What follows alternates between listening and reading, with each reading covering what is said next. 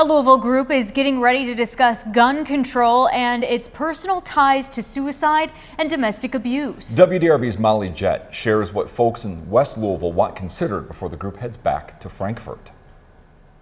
Moms Demand Action is active throughout the community, but this weekend they'll be here at the Shawnee Library to discuss how guns play a role in suicide and domestic abuse. There's a lot that needs to be done. Kristen Williams lives in the Shawnee neighborhood with her husband and 2 boys. There's a lot of disinvestment, money spent in the wrong areas, and it's a shame that mothers have to take on the brunt of that pain. She says she knows several parents who have struggled with losing a child to gun violence. I think that our children are suffering, and it's not just our children, but there's just a larger systemic issue, and it's not just West Louisville.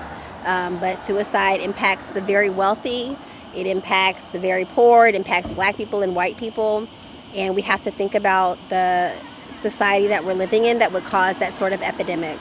So Sunday at 2 p.m. at West Broadway on 39th Street, you'll find an even larger conversation with Moms Demand Action.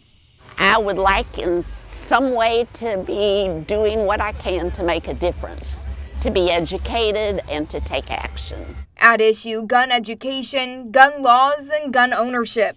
At some point, we're all gonna have to get along, and we gotta find common ground.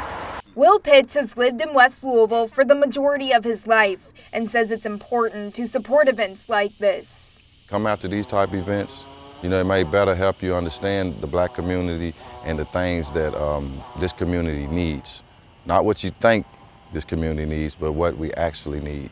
We also need to be thoughtful about how are these guns getting into our communities?